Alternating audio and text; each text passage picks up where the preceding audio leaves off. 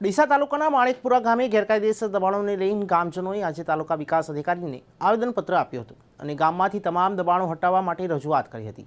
ડીસા તાલુકાના માણેકપુરા ગામમાં છેલ્લા ઘણા સમયથી ગેરકાયદેસર દબાણો વધી રહ્યા છે, ત્યારે કાચા તેમજ પાકા દબાણો વધતા ગામમાં રસ્તાઓ પણ સાંકડા બની ગયા છે। સરકારી જમીન પર દબાણો કરી લોકોએ જમીન પચાવી પાડી છે, ત્યારે ગામના જાગૃત લોકો આજે ભેગા થઈ ડીસા તાલુકા પંચાયત કચેરીએ પહોંચ્યા હતા અને ગામમાંથી ગેરકાયદેસર દબાણ હટાવવા તાલુકા વિકાસ અધિકારીને રજૂઆત કરી હતી। જોકે તાત્કાલિક ધોરણે તમામ પ્રકારના દબાણો દૂર કરી ગામને દબાણ મુક્ત બનાવવા માંગ કરી હતી। કરવાનો કહેવા જઈએ તો અમને ધમકી આપે છે, મારવાનું પણ ચાલુ કરી દે છે, ગાળો અથવા ગાળો બોલાચાલી કરવા માંડે છે। કોણ છે એના માટે એ છે વલાજી બાજુજી ઉપજી વલાજી।